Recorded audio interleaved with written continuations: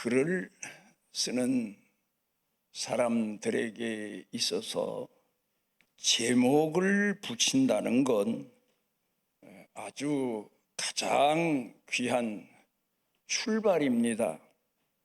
마찬가지로 말씀을 전하는 목사의 설교 제목도 어떻게 정하느냐에 따라서 그 내용이 풍부해질 수도 있고 또 방향을 바로 제시할 수도 있고 그렇습니다. 오늘 본문 말씀에 대해서는 제가 유튜브 설교에는 심을 때와 거둘 때 아마 그렇게 제목을 제시한 것 같고, 오늘 이 자리에서 여러분 앞에 서서 말씀을 전하는 제목은 정해진 때와 기한이란 제목을 표시했습니다. 그런데 사실은 제가 마음속에 가지고 있고 또 오늘 여러분들에게 말씀을 드리려고 하는 실제적인 제목의 내용은 천수답입니다. 이 말의 내용을 현대 젊은이들은 도대체 무슨 말인가 하고 아마 제가 계산해 봐서 50대를 살고 있는 그 이전을 살고 있는 사람들은 잘 모를 거고 60대를 살고 있는 분들은 어느 정도 짐작을 할 거고 70대 이상을 살고 있는 분들은 피부로 느끼는 아마 그런 이야기일 겁니다. 천수답, 우리 나라가 사회가 최소한 70년대, 80년대까지는 농경사회를 주로 이루다가 80년 중반, 후반, 90년 그 이후로는 아마도 산업사회를 이루면서 급진적인 발전을 해온 그런 경우가 아닌가 그렇게 생각을 해 봅니다. 시골에서 태어나서 시골에서 성장 과정을 거친 분들은 천수답하면은 아마 기억이 생생하실 겁니다.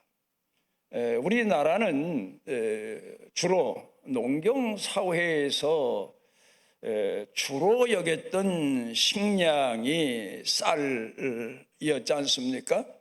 쌀 농사를 주로 했는데 그 농사를 제때에 때가 되었다고 해서 모를 내고 또 가꾸고 그럴 형편이 옛날에는 못 됐습니다. 지금은 기계화된 농경, 농촌, 시골에서의 농사도 엄청난 발전을 가져왔고 때가 되면 심고 가꾸고 거두었지만 옛날에는 그런 형편이 못 됐습니다. 물이 넉넉해야 모를 내는데 이제 봄이 되면 만반의 준비를 다 갖추고 그리고는 이제 못자리를 하는데 때가 돼야 비가 흠뻑 와야 논에 모를 내다가 심는데 비가 와도 오긴 오는데 시원치가 않은 겁니다. 모를 다 내다가 심을 만큼 비가 흡족하게 오질 않습니다. 그러면 농사하는 사람들 속이 그야말로 바짝바짝 타간다는 그런 말을 합니다. 그리고는 또 봄이 왔나 싶었는데 그러다 보니까 날짜가 가고 여름이 오고 있습니다. 그런데도 비는 흡족하게 오질 않아서 산골 같은데 다랭이 노는 가서 뭔가 일할 거리가 하나도 없는 겁니다. 그래 기다리고 또 기다리고 비 오기를 기다리고 그 농사하는 사람들만의 소원 걱정, 근심이 아니라 옛날에 나라를 다스리던 임금님으로부터 권력 가진 관리들까지도 한 가지 한 마음으로 걱정을 하면서 비오기를 간절한 마음으로 소원했던 그런 날들이 참 많았지 않습니까? 그런데 여름이 와도 비가 흡족하게 오질 않아서 논에 먼지가 들어가서 보면 막 그냥 바람만 불어도 날릴 정도로 메말라 있는 겁니다. 그러다가 어쩌다가 기다리던 비가 오면, 제가 살던 시골에서는 그런 얘기를 했습니다.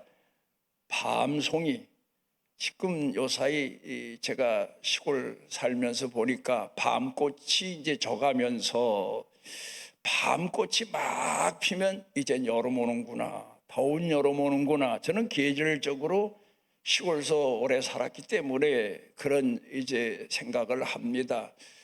그래서 밤꽃이 져가면 가만히 보면 이제 거기에 밤송이가 생기기 시작합니다. 그런데 아직은 작은 눈에 띌 정도 겨우 그런 밤송이가 생기는데 그게 또 자랍니다.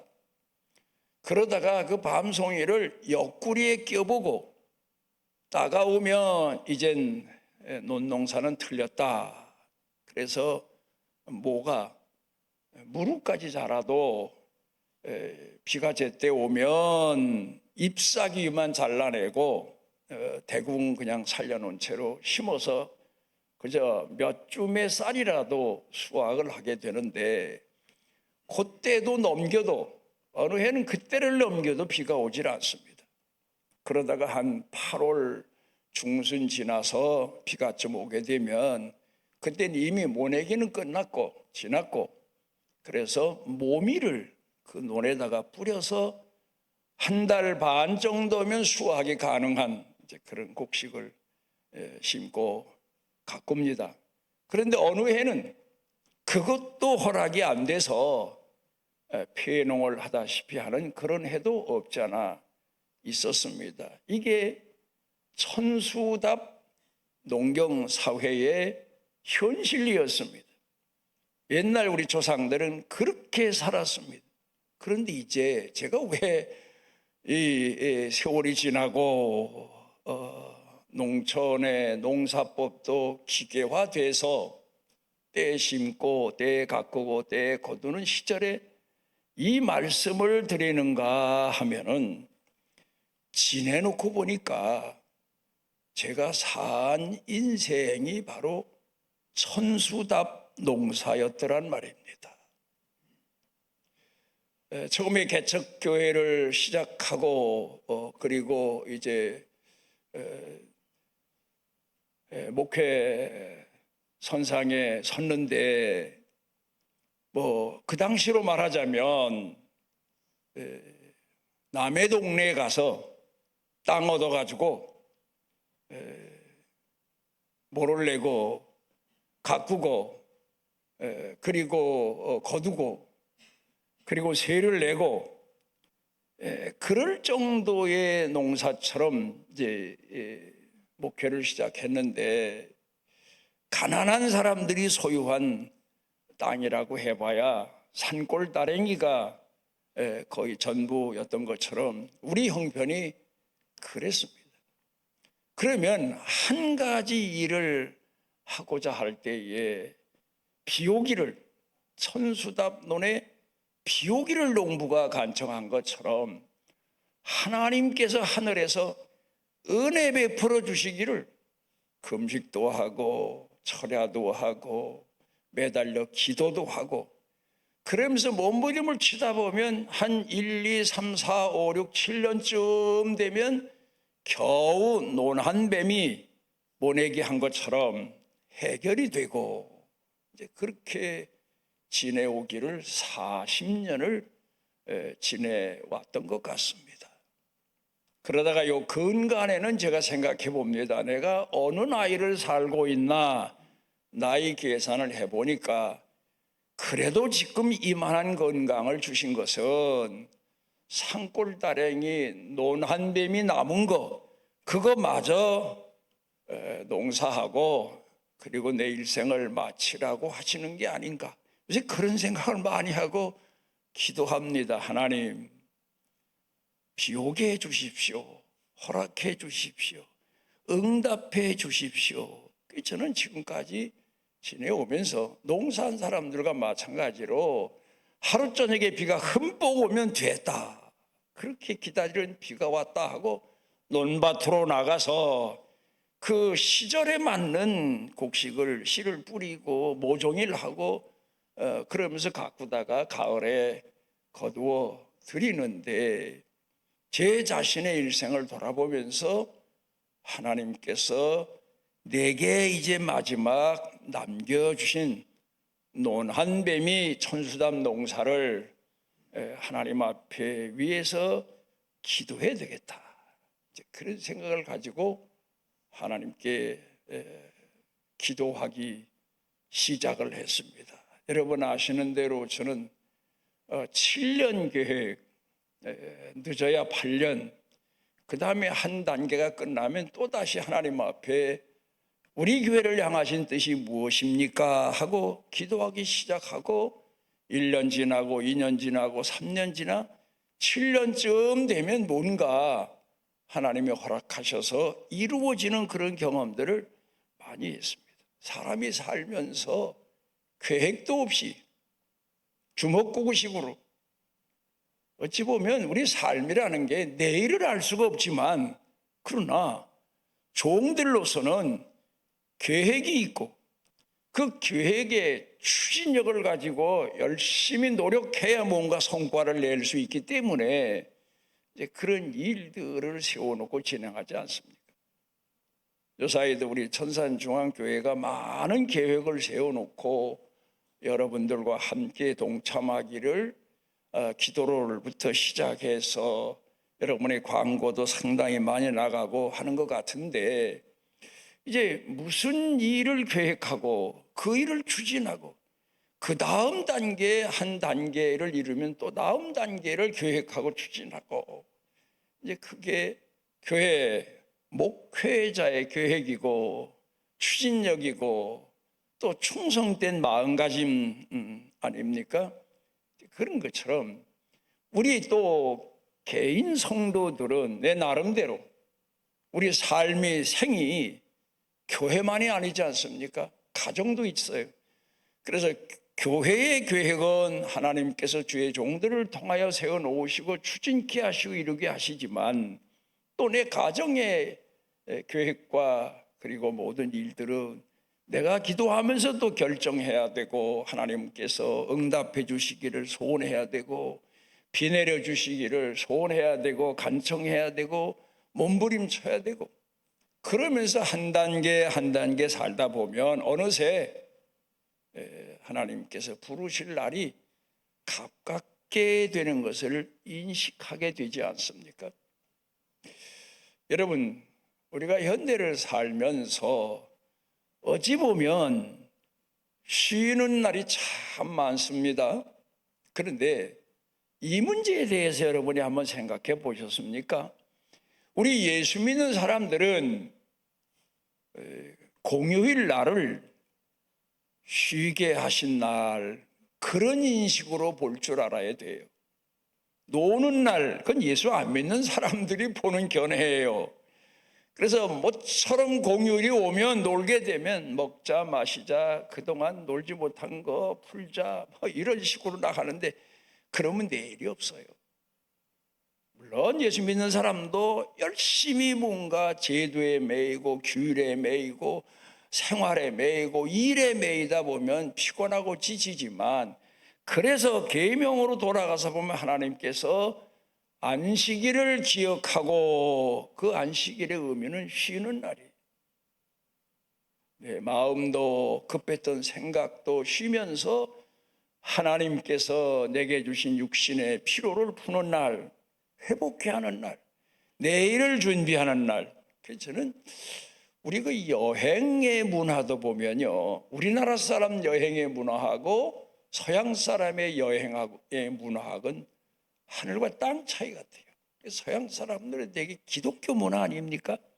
그래 가보면 답답하리만큼 쉬는 날 어떤 사람은 바닷가에 가서 하루 종일 그 자리에서 뭐 뒹굴뒹굴 하다가 해지면 또 들어오고, 어느 곳에 한 곳을 정하고 가서 책도 보고 묵상도 하고 음악도 듣고 그러다 오고, 여러분 그게 바로 쉬는 모습입니다. 근데 우리는 어디 여행을 가도 경력을 쌓고 또 아니면 많은 뭐 여러 가지 뭐 이력서를 쌓는 것처럼 여기도 보고 저기도 보고 여기도 보고, 그러다가 오면 지쳐가지고 나중에 생각하면 어디 갔던 기억은 나는데 별로 그렇게 깊이 알지를 못하고 많은, 이제 아직 여행이 무엇인가를 훈련되지 않은, 이제 어떻게 살다 보니까 생활이 넉넉해서 비행기도 탈 수 있고 놀러도 갈 수 있고 구경도 할 수 있어서 그런 현상이 나타나지만, 사실은 그것보다는 어느 곳에 가든 뭐 여행이야 자기 가고 싶은데 가서 보는 거지만, 집에 있든지 어디 있든지 쉬는 날의 의미를 여러분이 잊으면 안 됩니다. 주일도 그렇고 토요일도 그렇고 그 다음에 공휴일도 그렇고, 왜 회복의 날, 내일을 준비하는 날, 영육간의 마음가짐부터 말입니다. 그걸 여러분이 한번 깊이 생각해 보시고 앞으로 여러분들이 공휴일을 잘 선용하는 그런 날로 사시면서 신앙을 한번 정립해 보시는 것도 괜찮습니다. 뭐 패키지 여행 가서 그냥 막 떴다 붙다 하는 식으로 돌아다니다가 오면 지쳐가지고 직장에 나가서도 일터에 나가서도 일에 손이 안 잡히고, 이게 뭐 도무지 얼마 동안 그냥 알증을 하고, 그런 문화는 이제 우리가 지나간 것으로 끝내고, 이제 앞으로는 뭔가 쉬는 날의 의미, 준비하는 날의 의미, 그런 문화를 우리가 이제 만들어내는 좀 격이 높은 민족 사회가 돼야 되지 않겠나, 뭐 그런 생각도 해보게 됩니다마는, 이 말씀을 드리는 이유는 우리에게 하나님이 주신 날들이 무한정의 날이 아니라 정해진 기한이 있다는 사실, 정해진 때가 있어요. 그러니까 그때를 예측하고 하나님의 도우시는 날을 갈망하며 만반의 준비를 하는 사람들이 충성된 사람입니다. 예수님 비유를 통해서 우리가 생각을 해봐도 선한 사람이 어떤 사람입니까? 자기 자신의 맡은 직무를 알고 그 일을 위해서 충성되게 살아가는 사람, 그런 사람이에요. 근데 자기 자신의 직무를 잘 인식도 하지 못하고 그 일에 집중도 하지 않고, 그리고 할 수만 있으면 주인 눈치 봐가면서 노는 사람, 그거 악한 사람이에요. 게으른 사람이에요. 무책임한 사람이에요. 성경은 그렇게 말하고 있습니다. 그러니까 요새 젊은이들이 이 농경사회에서 경제사회로, 산업사회로 바꾸어진 다음에 대학가에서 농부와 흥부의 옛날 소설 해석이 달라졌다 그러지 않습니까? 놀부가 정말 충성된 사람이다. 자기 식구라도 제대로 먹여 살리니까. 흥부는 자기 식구도 못 먹여 살리고 맨날 남의 집에 가서 구걸이나 하다 따구나 맞고 오고 얻어맞고 오고, 그게 남자냐? 그건 악한 거다. 그건 경제사회에서 무능한 거다. 그렇게 젊은이들이 다른 견해로 해석을 한다고 하지 않습니까? 근데 성경을 통해 보면요, 자기에게 주신 기회를 선용하는 사람, 자기에게 주신 기회를 충성되게 사는 사람, 그게 바로 선한 기준이에요. 의의 기준이에요. 하나님은 그런데 악인에게나 선한 사람에게나 동일하신 분이라는 사실에 대해서 짧게 보면 불평하는 사람들이 많습니다. 왜 악인은 득세하고 선인은 왜 늘 고난을 당해야 됩니까? 의롭게 살고 선하게 살고 착하게 살았는데 그러면 하나님이 복을 주셔서 형통하고 내가 남의 위에 있고 남을 통치할 수 있어야 되는데, 왜 간교한 사람, 악한 사람, 사기 많이 치는 사람이 득세하고 정권 쥐고 세상을 우로 좌로 휘두르고 다니고 왜 그래야 됩니까? 그런데 성경을 통해 보면 하나님은 의로운 사람이나 악한 사람에게 동일한 사랑을 베푸신다는 것. 선한 사람이라고 해서 햇빛을 더 주시고, 선한 사람이라고 해서 제때 비를 더 주시고, 바람을 때에 따라서 더 주시는 게 아니라 동일하게 주신다. 그러니까 그 하나님의 깊고 오묘하신 동일한 사랑 때문에 악인들이 하나님께서 베푸시는 사랑과 은혜를 악용합니다.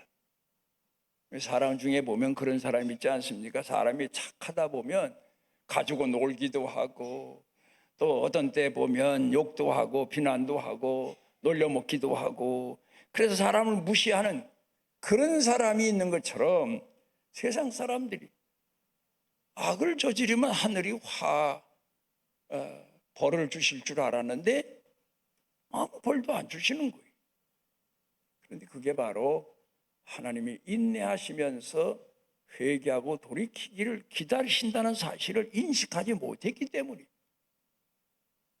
그래서 의로운 일을 행하는 사람에게도 고난이 있지만, 그러나 하나님이 이 고난을 통해서 더 충성된 마음을 가지고 하나님 원하시는 뜻을 이루기 위해서 나와 함께 하신다는 용기를 갖게 되지만, 악인은 어느 순간 어느 때 내가 이러다가 하나님의 심판대에 서지 않나 하는 깨닫는 순간이 와서 돌이키면 하나님이 그에게 긍휼을 베풀어 주시는 게 성경적인 내용 아닙니까?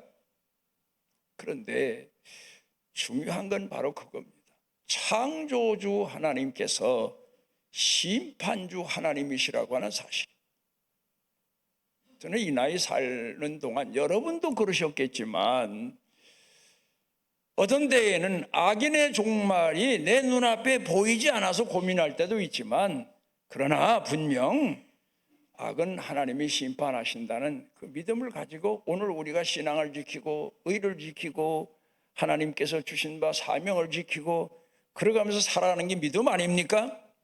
그런데 어떤 때에는 눈앞에 이건 분명 하나님께서 내리신 심판이구나 하고 놀라울 때가 제가 지금까지 살아오면서 몇 번 있었어요.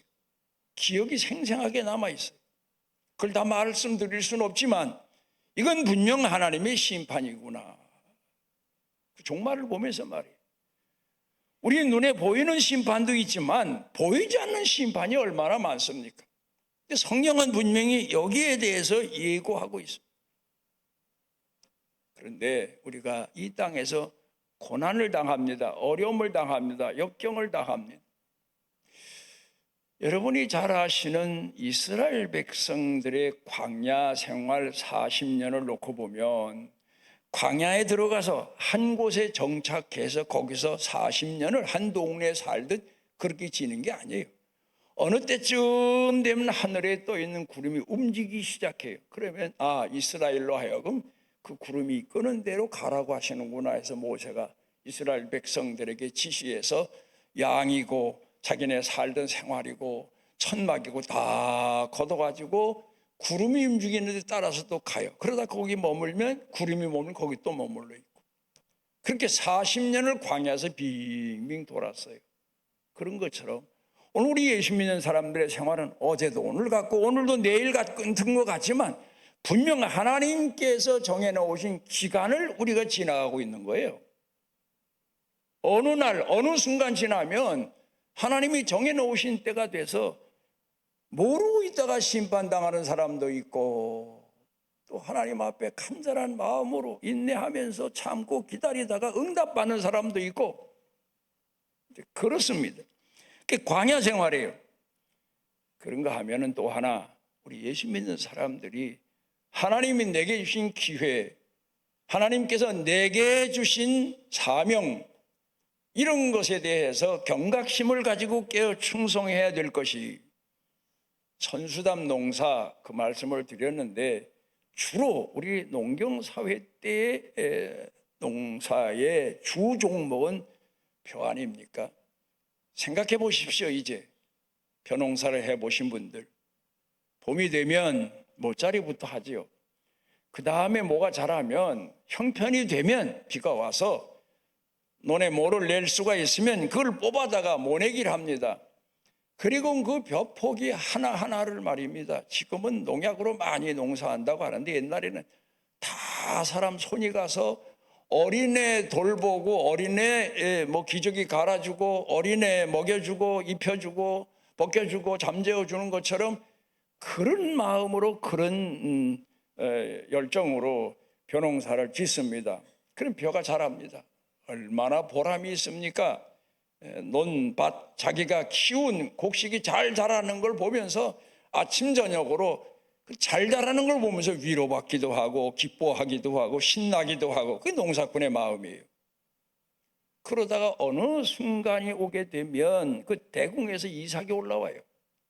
그러다가 또 며칠 지나게 되면 그게 이삭이 여물기 시작해요. 그러다 고개를 딱 숙이면 이제 수확할 때가 됐구나 해서 벼를 베다가 탈곡을 해서 알곡 때려놓고 이게 문제는 벼집이에요.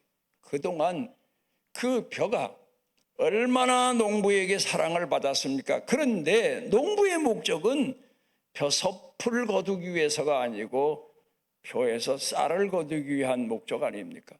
쌀을 거두면 그 다음에 그 벼집은 소모기를 주든가 아니면 불태워서 논밭에 재로 뿌리든가. 사람 하나 죽는 걸 가만히 보면 아, 하나님이 영혼을 거두셨구나. 하나님이 수확해 가셨구나. 그리고 남은 육신의 몸은 뭐 요새는 거의 다 비슷하고 동일하지 않습니까? 3일장이라고 뭐 울고불고 난리를 치지만 그 다음에는 다 불살라서 재가 되게 하고 그리고 갖다 뿌리거나 뭐 그것도 또 사람의 마음인지라 정이 남아 있어서 또 어디가 묻기도 하고 뭐 보관하기도 하고 그러면서 왔다 갔다 하긴 하지만 어쨌든 그렇게 끝나는 게 인간이에요.